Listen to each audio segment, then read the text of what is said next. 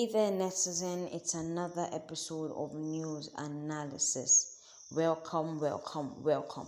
Guess what? Before we dive in, we're just in Chelsea today. So before we dive in, if you're not already a member of this family, no biggie. Subscribe to this channel, be part of this family. It won't take you anything. For all those who are already followers, for all those who are already subscribers, oh come on, we see you, we appreciate you, and we're glad you're part of this family.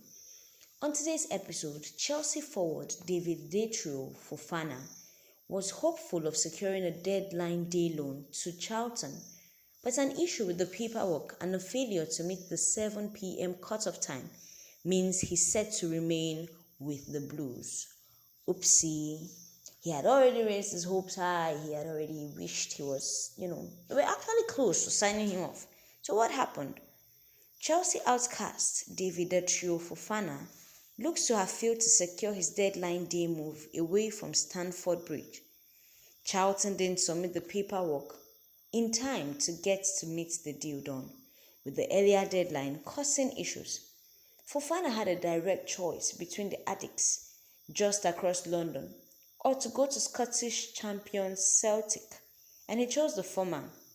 The striker was looking to secure another loan move, but looks like he would have to remain at Chelsea for now. And Baba Chelsea doesn't want this dude anymore. Wahala deal.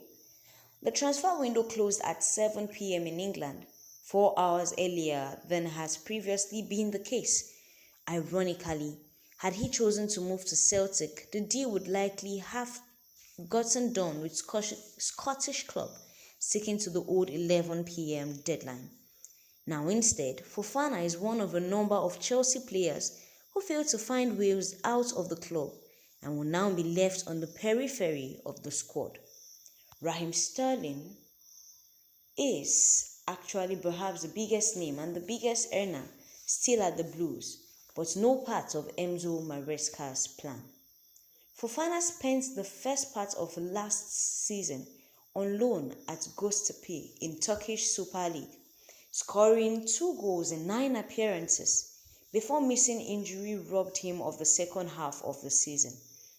The only option now for this striker are to consider moving to a league whose transfer window has not yet been closed. But the thing is, will these clubs actually want to collect them? Because at this point, they're almost like a liability. That would mean him heading to either Saudi Arabia, Turkey, Greece, or the Netherlands, which remain a possibility. Fofana's decision to pick Charlton over Celtic is another blow this summer for the Scottish Giants. They failed to secure a number of their targets, missed out on a whole lot of things, missed out on, signing in who they would actually have preferred. Chelsea did manage to finalize the future of Nicholas Jackson anyway, eventually allowing him to leave for Bayern Munich, initially on loan. The Blues had pulled the plug on the deal following Liam Delap's injury, but Jackson representative kept pushing and eventually got the deal over the line. The German Giants are paying a huge sum and have an obligation to buy in a deal worth millions of pounds. Ben Chilwell was another player to leave as the ex-England international headed to Strasbourg in France.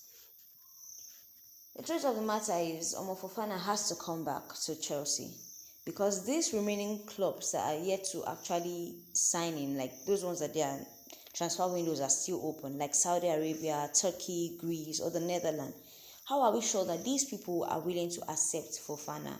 Because, like I said, they are almost like a liability at this point, and hope Chelsea would actually find a good place for them. Netizen, what do you think about this? Let's hear from you in the comment section below. Drop your comments. Let's see what you have in mind. If you're yet to subscribe to this channel, fine.